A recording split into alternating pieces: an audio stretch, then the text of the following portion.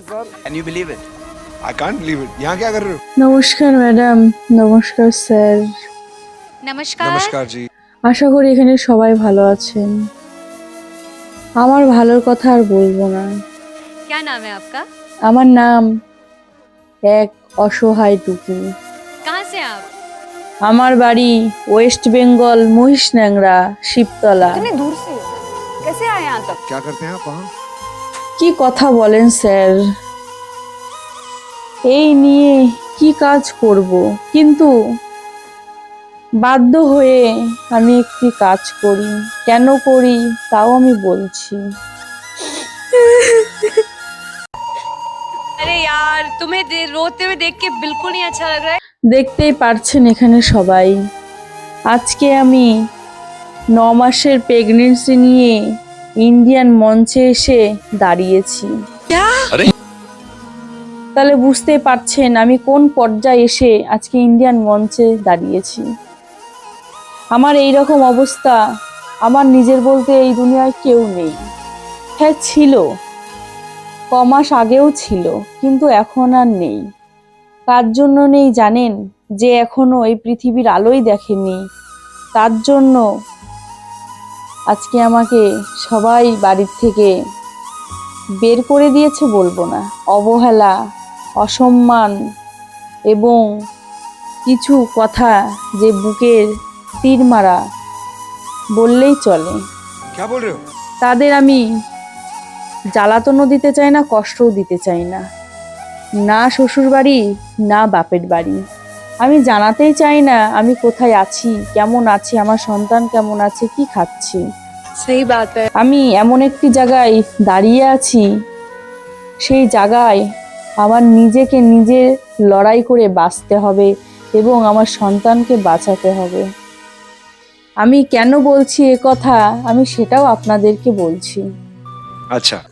প্রথমেই বলবো আমার বাবার বাড়ির সম্পর্কে। আমার বাবার বাড়ি অতি সাধারণ একটি চাষি ফ্যামিলির থেকে আমি এসেছি।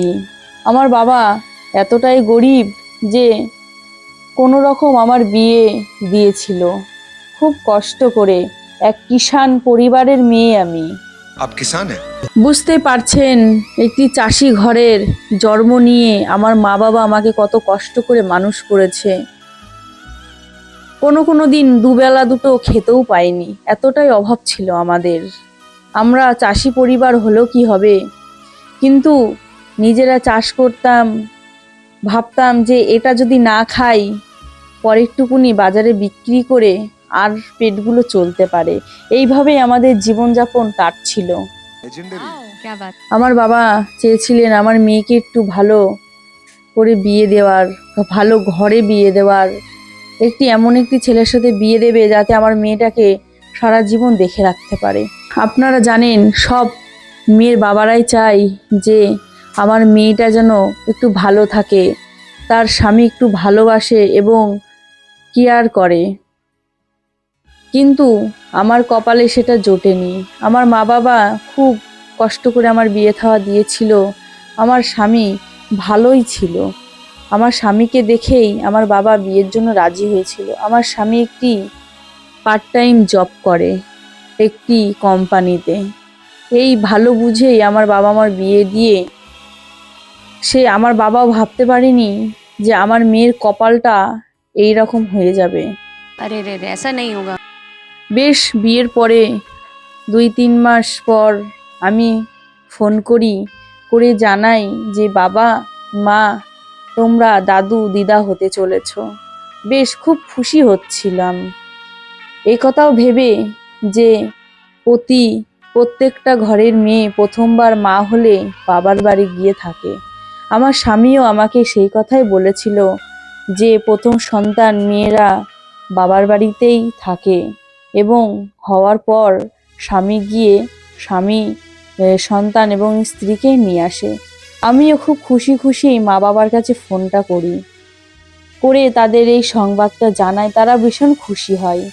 যখনই বললাম যে বাবা তোমার জামাই বলেছে প্রথম সন্তান বাপের বাড়িতে হয়, আমাকে তুমি নিয়ে যাও, তখনই আমার বাবা বলে উঠল পাশ থেকে আমাদেরই পেট চলছে না, তোকে এনে আমরা কি খাওয়াবো?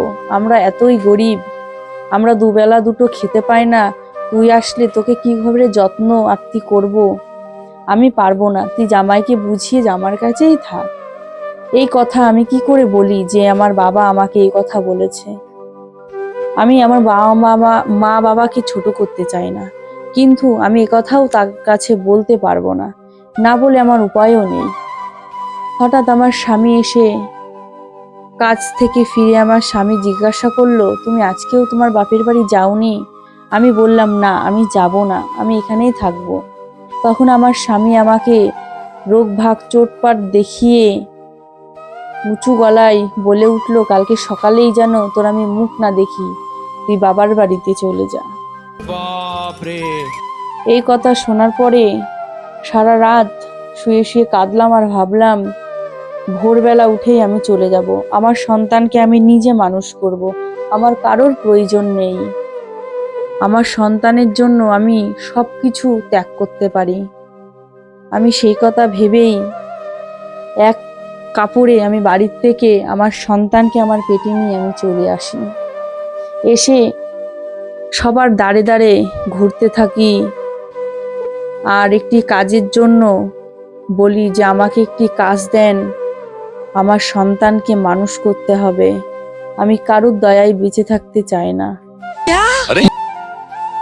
আমি যখন বাড়ি থেকে বের হয়ে যাই তখন দেখি আমার শ্বশুর শাশুড়ি আমাকে দেখে ফেলে। তখন আমার শ্বশুর শাশুড়ি জানতো যে আমি আজকে বাড়ি থেকে বেরিয়ে যাব, চলে যাব, কিন্তু একটি বারের জন্য তারা আমাকে বুঝায়নি বা ঠেকায়নি যে তুমি যেও না। তারাও আমাকে ভালো চোখে দেখতো না।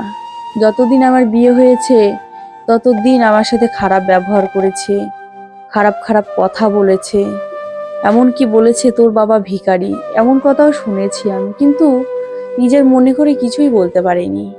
খালি এটুকু ভেবেছিলাম যা বলে বলুক, মা বাবা তো একা বকবে, একাই চুপ হয়ে যাবে। কিন্তু আমি যে সময় বাড়ির থেকে বেরিয়ে যাই আমার এই বাচ্চাটিকে নিয়ে, সে এখনো পৃথিবীর আলোও দেখেনি। আমার শ্বশুর শাশুড়ি আমাকে একটিবারের জন্যও বারণ করেনি তুমি যেও না এই অবস্থায়। আমি আর তার জন্য পিছন ফিরেও তাকাইনি। আমার জন্য যে ভাবে না, আমার বাচ্চার জন্য যে ভাবে না, আমিও আজ থেকে তার জন্য ভাববো না। माँ तो 9 महीने पालती है, लेकिन एक बाप जिंदगी भर बच्चे को पालता है। আমি প্রতিটা গ্রামগঞ্জে ঘুরতে থাকি, ঘুরতে ঘুরতে হাঁপিয়ে উঠেছি, আর যেতে পারছি না। হঠাৎ করে দেখি উঠোনের পাশে একজন বিচুলি গুছাচ্ছে। আমি তাকে গিয়ে বললাম যে আমাকে একটু থাকার ব্যবস্থা করে দেবে, একটি কাজ দেবে, বেশি না, আমাকে টাকা পয়সা কিছুই দিতে হবে না, আমাকে একটু আশ্রয় আর একটু দুমুঠো দুবেলা দুটো খেতে দিলেই হবে। সে কিছু না ভেবে রাজি হয়ে গেল। বেশ 2-3 মাস ওই রকম কাজ করে আমার সন্তানকে ভালো রাখার চেষ্টা করলাম। এইভাবেই আমার জীবনটা টুকটুক করে কেটে যাচ্ছিল। তখনই ওই ঘরের টিভিতে আমি এই অডিশনটা দেখি। তখনই ভাবি আমার বাচ্চাকে মানুষ করতে গেলে আমাকে কিছু না কিছু করতে হবে। তাই সেই বাড়ির মালিককে দিয়ে অডিশনের জন্য ফোন করে রিকোয়েস্ট করেছিলাম, তাই আমি এই ইন্ডিয়ান মঞ্চে আসতে পেরেছি। इज्जत से रोटी कमा के खाने वाला भगवान के बराबर होता है। आज की इस दुनिया में लोग क्या नहीं कर रहे पैसा कमाने के लिए, चोरी कर रहे, झूठ बोल रहे, बस खाली पैसा चाहिए पैसा। और आप हमको मनोरंजन करके पैसा कमा रहे हैं ताकि आपके घर में दे सके। আজকে আমি বুঝতে পারছি মা হওয়া মুখের কথা না, মা হওয়া কি জ্বালা একমাত্র যে মা হয়েছে সেই জানে। सही बात है। क्या बात? वाह। আজকে আমি গ্রামগঞ্জে ঘুরে ঘুরে মায়ের মমতা বুঝেছি, মা কাকে বলে সেটা বুঝেছি। এই ইন্ডিয়ান মঞ্চে এসে আমি নিজের কথাগুলো বলতে পেরে ভীষণ হালকা বোধ করছি। আমি একটা কথা এখানে বলে যেতে চাই সবার সামনে, আমি না যাব শ্বশুর বাড়ি, না যাব বাপের বাড়ি। আমার সন্তানকে আমি একা কষ্ট করে মানুষ করব, বট গাছের নিচে থাকবো, তাও আমি ওই 2 বাড়ি যাব না যে আমাকে বুঝিনি, আমার সন্তানকে দেখেনি। बहुत सही बात, बहुत सही बात। মা হওয়া যে কতটা কষ্ট, কতটা পরিশ্রম করতে হয় সেটা মা না হলে বোঝা যায় না। যাই হোক, এই মায়ের উদ্দেশ্যেই আমি একটি গান গাইছি। যদি গানটি ভালো লাগে লাইক কমেন্ট সাবস্ক্রাইব করে আমার পাশে থাকবেন, আমার সন্তানদের ভালো করে মানুষ করতে পারেন। ধন্যবাদ। बट तेरे को गाना अच्छा गाना पड़ेगा बेटा। ऑल द बेस्ट, बहुत अच्छे से गाओ। গর্ভধারিণী মা নেই মা তোমার তুলনা, কত কষ্ট করে কত যত্ন করে দেখালে সাধের দুনিয়া, কত কষ্ট করে কত যত্ন করে দেখালে সাধের দুনিয়া। দাদা আপনার বাড়িতে একটা কাজ দিবেন?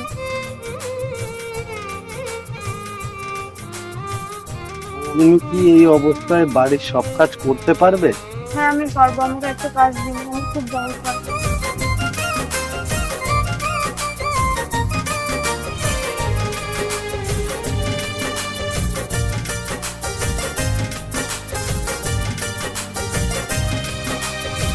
মা ছাড়া জীবন লাগে বড় অসহায়, মায়ের মতো আপন পাবি না এই দুনিয়ায়।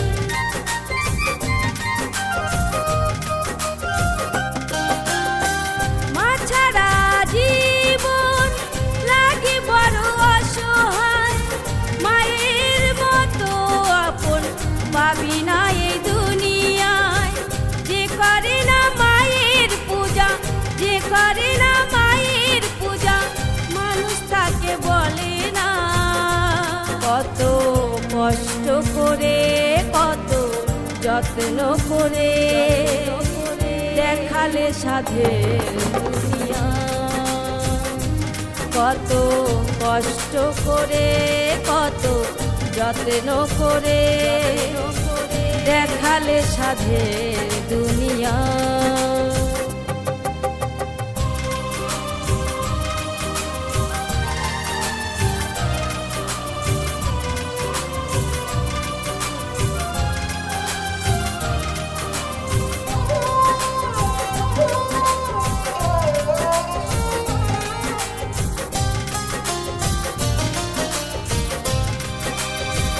নিজে না খেয়ে মা দেয় মুখে অন্ন, জীবনটা বাজি রাখে সন্তানের জন্য।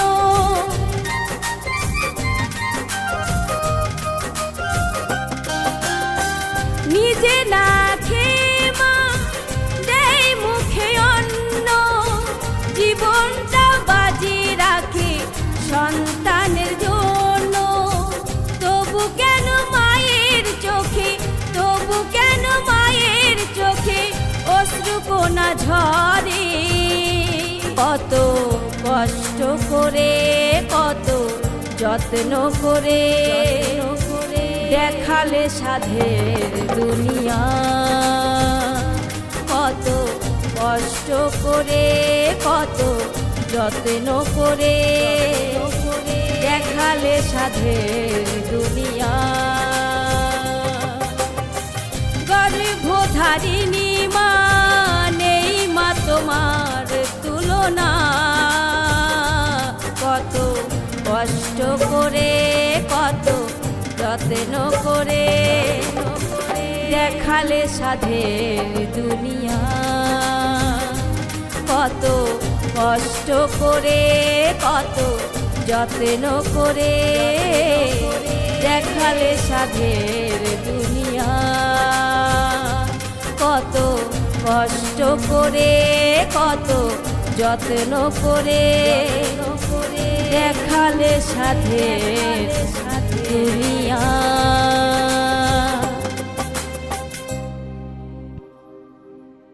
मुझे ये बहुत अच्छा लग रहा है, तुम्हें इस बात का एहसास नहीं है तुम में क्या है। भगवान का दिया ऐसा आशीर्वाद है, तुम्हें एहसास नहीं है। मुझे नहीं लगता इस इंडियन आइडल मंच पे किसी ने इतने दिल से सच्चे सुर लगाए हैं। मैं बस रोई नहीं हूँ, मेरे आंखों से आंसू निकलते हैं जब मैं अच्छा गाना सुनती हूँ, पर आज मैं दिल से मतलब आई वाज सॉबिंग, क्योंकि मुझे ईश्वर दिख गया आज आपकी आवाज़ में। धन्य है ये स्टेज, धन्य है ये मंच, हम धन्य हैं। I mean, come For more updates, subscribe to our channel, click the show links and enjoy watching the videos.